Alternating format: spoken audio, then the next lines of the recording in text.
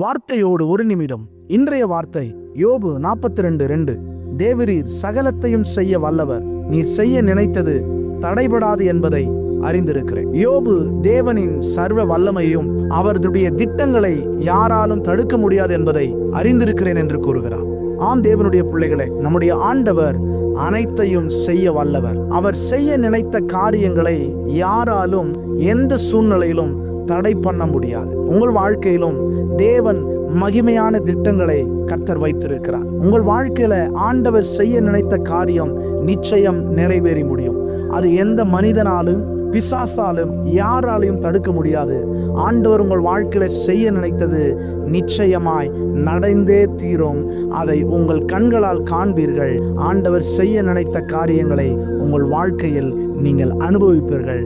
ஆச்சரியமாயிருக்கும். இந்த நாள் உங்களுக்கு மாற்றத்தின் நாளாய் மாறட்டும். God bless you.